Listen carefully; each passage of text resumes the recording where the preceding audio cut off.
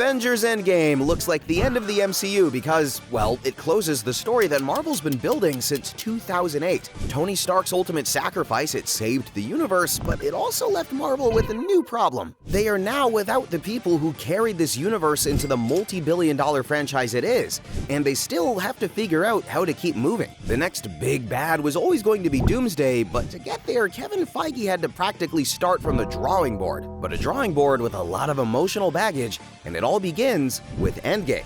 So after Tony snapped his fingers, ultimately putting an end to the purple alien threat and his magical space rocks to erase half the universe, it left everyone in a rough spot because the Avengers were no longer really the Avengers. With Tony, Steve, and Natasha gone, especially Tony, the franchise removed half of the emotional center it had been leaning on since Phase 1. Even the win is messy. Hulk brings everyone back, but that doesn't magically fix the 5 years in between. The people who survived already rebuilt their lives. Governments already adjusted. The world already learned how to function without half of its population. Then all of that gets thrown into chaos the second everyone returns, like, hey, what's up? I'm back. That's why, guys, Marvel couldn't just jump straight into another Thanos-level threat and act like the board was still intact. It had to deal with the damage first. Who replaces Iron Man? Who carries Captain America's shield? What do the Avengers even mean now that the people who defined them are dead, retired, or missing? Endgame makes that obvious, but Marvel doesn't answer that problem by rushing straight into the next giant villain. First, it had to figure out how they were going to continue the MCU and make it even better. That's why the first post-Endgame project feels smaller, stranger, and more emotional. The MCU is trying to answer who is left after the old heroes are gone, and what that loss does to them. WandaVision is the clearest example of that. Wanda loses Vision. She loses the future that she thought she was going to have and breaks under the weight of it. Westview becomes the physical shape of that grief. She builds an entire fake life in New Jersey, where Vision is still there. That pain is buried under sitcom logic, and everything looks normal as long as no one questions it. Of course, though, none of it is normal, even for New Jersey. The town is trapped inside of her breakdown. Agatha forces the truth into the open, and by the end, Wanda becomes something much bigger and much more dangerous as the Scarlet Witch, finally earning the name, while also putting Billy and Tommy on the board as future young Avengers, the Falcon and Winter Soldier. But this show, it tackles the same problem from a different angle. Steve gave Sam the shield in Endgame, but a handoff isn't the same thing as acceptance. The show turns that into the real conflict. What does Captain America even mean in a world after Steve Rogers? Well, the government tries to answer that with John Walker, which immediately tells you that they still see the symbol as something they can assign from the top down. The Flag Smashers and their silly little masks add another layer by showing that the post-blip world is still unstable, it's bitter, and politically broken. So Sam's real arc is deciding what kind of Captain America he wants to be, and taking that identity on his own terms instead of living in Steve's shadow. Black Widow goes backwards in the timeline, but in the larger post-Endgame picture, its job is pretty obvious. It moves Yelena Belova into position. Also, she really doesn't want to do the superhero pose. Natasha's story is already over by this point. Endgame already gave her her ending. So Black Widow is really for introducing Yelena properly and setting up where she goes next. That's also why the movie spends so much time building the sister dynamic. The idea was to create a character who can carry that part of the MCU forward with Natasha gone. And that next step was Hawkeye, which is doing 2 legacy handoffs at the same time. Clint is still carrying the damage from Natasha's death and everything he did as Ronin. Kate Bishop comes in as the younger hero who grew up admiring him from a distance and then gets thrown into his mess for real. At the same time, Yelena shows up, blaming Clint for Natasha's death. She didn't watch Endgame, sorry, but this lets the show keep moving her story forward without making Kate feel like an afterthought. So, by the end of Hawkeye, Marvel has pushed Kate forward as the next Hawkeye, moved Yelena deeper into the present-day MCU, and kept building the same larger idea underneath all of these projects. The old guard is fading out, and the next wave is being forced into place. So before Marvel starts breaking time and opening up the multiverse, it spends this whole stretch figuring out who inherits the names and the emotional mess that the Avengers left behind. And all of this leads us straight to the character who shouldn't even be here anymore. Loki. And if one project really did change the rules of the post-Endgame MCU, it is this show, it is this character. Because a lot of the first wave is still about grief, fallout, and replacement. Loki is where Marvel starts changing how the universe itself works. Time, branches, variants, crossovers, alternate realities. This is where that whole idea comes into play for the very first time. And the version of Loki they use, it matters. This isn't even the Loki who dies in Infinity War. This is the 2012 Loki who slips away with the Tesseract during the Endgame time heist and turns what looks like a small mistake into one of the biggest chain reactions in the entire saga. That moment looks minor when it happens, but it's not. It's really not. Because the second Loki gets dragged into the TVA, Marvel starts treating time like something that can be monitored, trimmed, broken, and weaponized. Suddenly, the MCU has become a system sitting on top of infinite possible branches.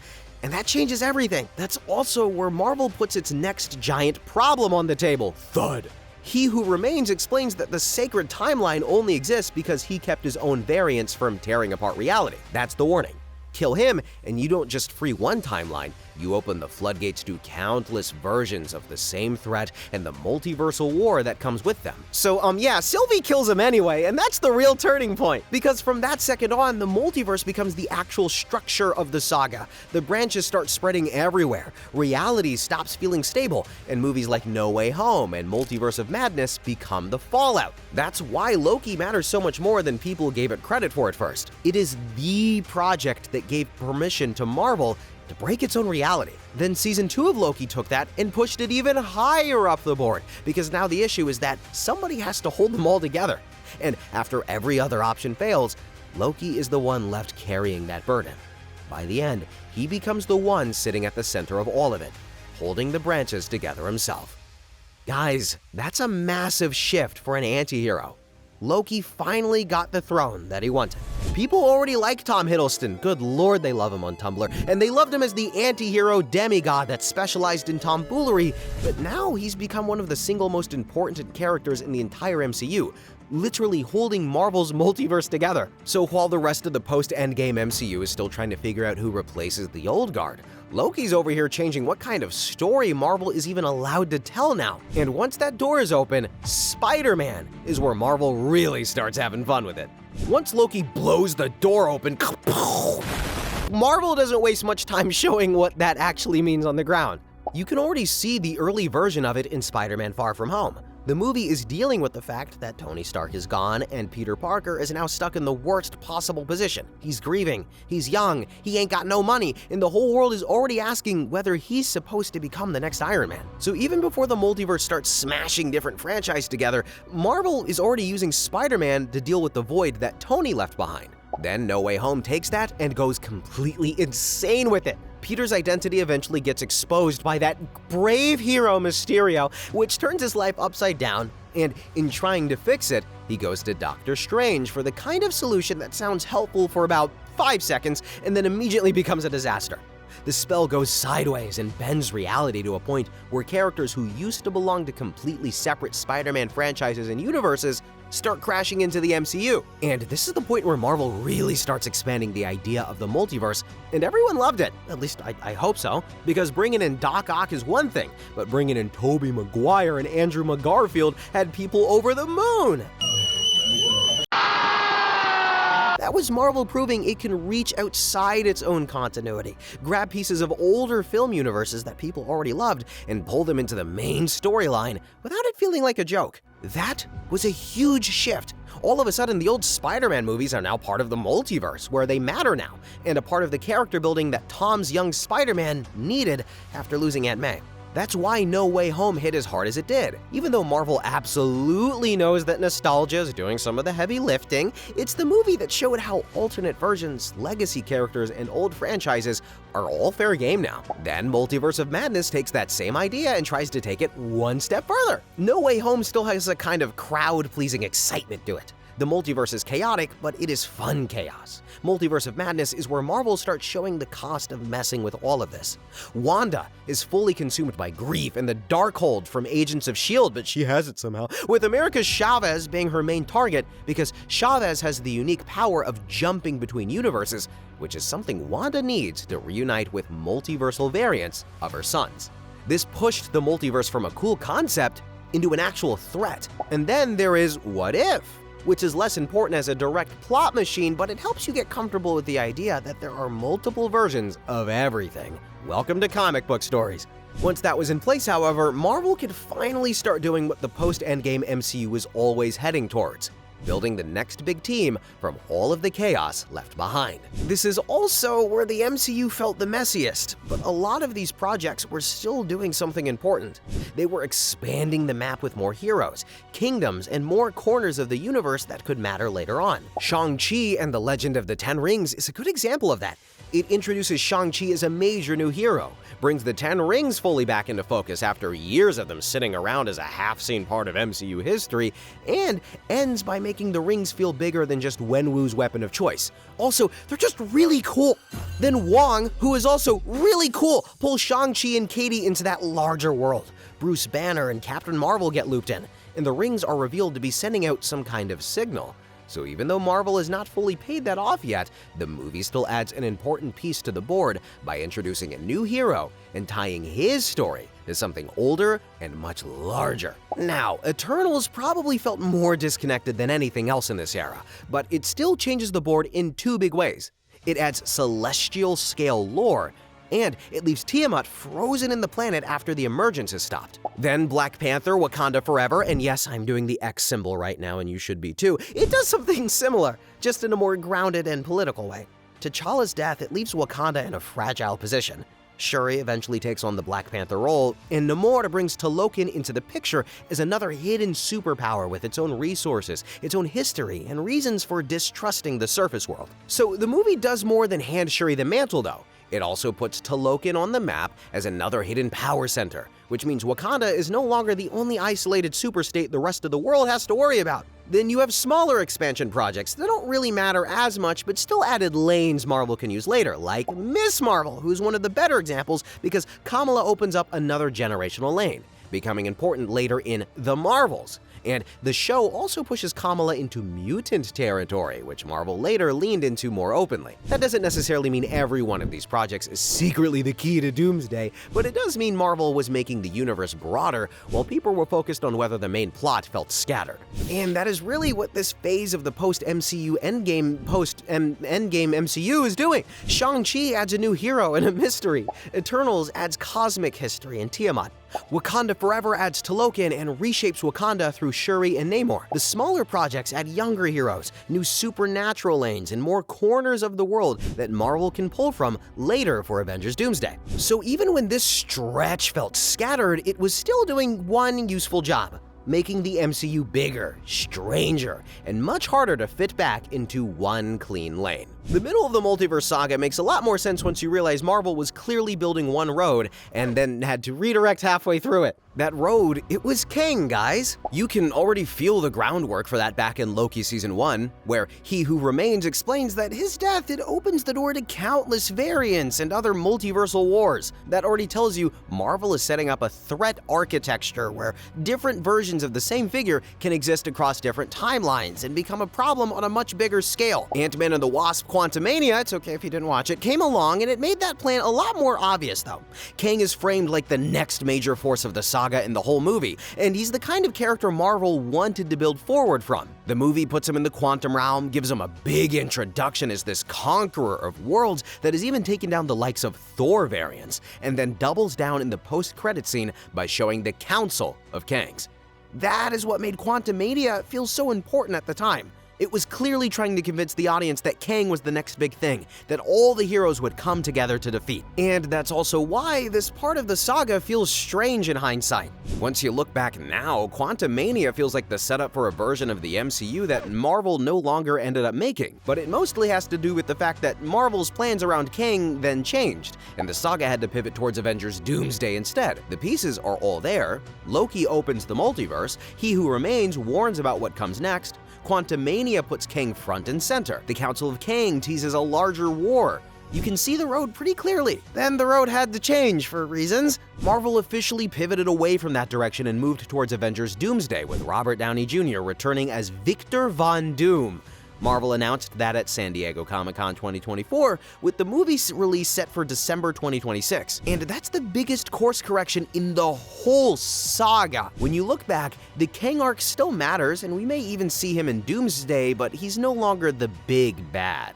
Quantumania wasn't exactly irrelevant, but it's still in a weird place right now as both a major setup and evidence of the saga changing direction in real time. That's also why I wouldn't spend too much time on Secret Invasion here. Now, even when Marvel wasn't obviously pushing towards one clear villain, it was still widening the kind of story that the MCU could tell. Guardians 3 is a good example of that because on one level, it's just the end of an era. The Guardians save Rocket, the team finally starts breaking apart, and Peter Quill heads back to Earth. That last part matters more than it first seems because it puts one of the MCU's biggest characters back on the same planet where all of these larger crossover pieces are slowly stacking up. Then The Marvels pushes the multiverse angle further without making a huge speech about it. The big thing here is Monica Rambeau, Photon, ending up in another universe where Marvel can openly play with legacy franchise material, including Beast. That's what makes the Marvels more important than people give it credit for. Then Agatha all along does something similar, just through the magic side instead of the multiverse side. Agatha herself matters, sure, but the big long-term piece is Billy. The show confirms Billy Maximoff in a much more direct way, pushes him closer to becoming Wicked, and ends with him heading off to find Tommy.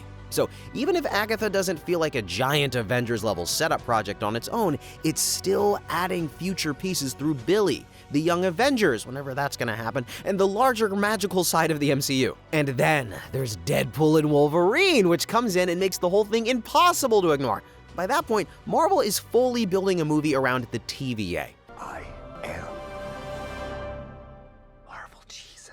Fox-era characters, and the idea that those older Marvel worlds can actively plug into the current MCU structure. Even when the saga didn't look like it was marching towards one obvious villain, Marvel kept making the road wider. Guardians 3 closes one era and repositions Peter. The Marvels pushes characters across universes. Agatha adds Billy as a future piece. Deadpool and Wolverine proves Fox-era Marvel can be used inside the same larger machine. I mean, come on, guys, we got to see the OG Blade and Elektra after what seems like forever. Just the way they walked in, they were so cool. By this point, though, the wall between old Marvel franchises and the current MCU is barely a wall anymore, which is exactly why the Doomsday arc starts feeling real. So, while the multiverse stories were getting bigger, Marvel still had to answer a much more grounded question. Who's actually protecting Earth now? That's where Captain America: Brave New World and Thunderbolts comes in. Both projects pull the focus back down from timeline chaos and cosmic rules and ask what the replacement structure even looks like on the ground. Brave New World is where Sam finally feels like Captain America in movie form, instead of just the guy Steve handed a shield to after Endgame. The film is centered around Sam officially taking on the mantle, and the movie uses that to throw him into an international crisis instead of a smaller handoff story. By this point, Marvel shows Sam carrying the shield while the world gets messier around him. The other big thing Brave New World does is it makes Earth politics matter again. Tiamat stops being that giant unresolved thing sticking out of the ocean from Eternals and becomes Celestial Island, a source of adamantium, and a geopolitical problem big enough to trigger treaty talks and international tension. So, in other words, one of the MCU's weirdest loose ends suddenly turns into a resource fight, which is a pretty clean way of dragging the larger world back into the story. Then Thunderbolts takes the Avengers void and gives it a much uglier answer. Marvel's official movie page describes it as an unconventional team of anti-heroes with Yelena, Bucky, Red Guardian, Ghost, Taskmaster, and John Walker, who get caught in a death trap set by Valentina and pushed into a mission that forces them to confront their pasts, which is nothing like the old Avengers, but more like a group of damaged leftovers and unstable wildcards being shoved into something useful because the clean heroic structure is gone. Sam is now the closest thing Earth has to a proper Captain America, but the world around him is more fractured, more political, and less stable than the one Steve operated in. At the same time, Thunderbolts shows another attempt to fill the Avengers hole with people who absolutely don't get along with each other at all. But can they coexist? So, before the bigger crossover, Marvel has really been trying to rebuild the Earth side of the board too. And the picture it gives us is not the Avengers are back.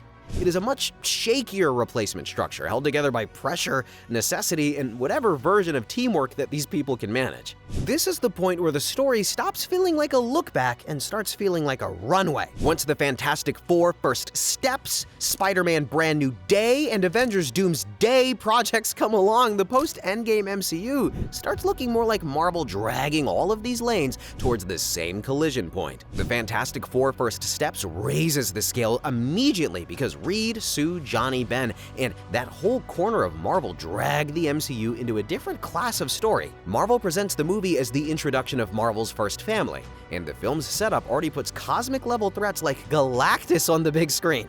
That means the MCU is now fully stepping into the Fantastic Four side of Marvel, where genius-level science, cosmic danger, and reality-bending stakes all start feeling normal. And that is before you even get to someone like Franklin Richards, who is exactly the kind of character whose presence would raise the scales fast. The comics, they describe him as one of the most powerful mutants with psionic and reality manipulation abilities. Even without making hard plot claims, Franklin belongs to this kind of power tier that naturally changes how people look at the Doomsday arc. But the story in Spider-Man Brand New Day would be equally as important, but for a different reason. Marvel's official trailer describes it as an entirely new chapter for Peter Parker and says 4 years have passed since No Way Home, with Peter now completely living alone, and he's broke because that's what Spider-Man fans want, and he's erasing himself from the lives and memories of the people he loves. And that's a big deal because Spider-Man is no longer operating from the old Avengers-era safety net. Tony's gone. Peter's old life is gone, and now his next chapter starts with him standing on his own in a much stranger MCU than the one he first entered. Then you get to the mutant pressure point, which is where Marvel has to be handled carefully but honestly. We don't need to pretend we know the exact structure of the X-Men debut to see that the door is already open. The Marvels pushed Monica into a universe with direct legacy mutant implications. Deadpool and Wolverine made Fox-era Marvel part of the current storyline in a very, very tasteful way. Between the Marvels, Deadpool and Wolverine, and Marvel's broader Doomsday runway, the mutant side is no longer sitting safely outside the MCU. The real question is how wide Marvel swings that door by the time Doomsday arrives. Then, of course, there's Avengers Doomsday itself. Marvel's already confirmed that RDJ is returning in a new role as VVD, and Marvel has framed the Fantastic Four as important to the future of that film. So this is where the post-Endgame saga starts looking more like convergence. Legacy heroes, new heroes, cosmic players, multiverse rules, old franchise material, and Earth-side replacement teams are all moving towards the same place now. That's really what everything after Kang has really been setting up. My conclusion! The post-Endgame MCU was never going to be clean. Marvel had just ended the story it spent more than a decade building. The old Avengers were gone, and the emotional core of the franchise was wiped off the board, and the studio suddenly had to keep this giant universe moving without the characters that made it feel stable in the first place. So yeah, some of this phase did feel messy, but y'all can't tell me that we didn't have some bangers at least. But when you step back, the bigger pattern, it's a lot easier to see. Marvel was replacing old heroes, expanding the universe, breaking open the multiverse, and setting up the next major collision, all at the same time. Now that the Fantastic Four are here, the mutants are getting closer, Doctor Doom is on the way, and for the first time since Endgame, the MCU actually feels like it is building towards one giant event again. And I am so excited to see what happens. Now guys, if you made it this far, let me know down below which project after Endgame made the most sense to you, and which one you think Marvel still needs to pay off. With that said, thanks for watching, commenting, and have a good one.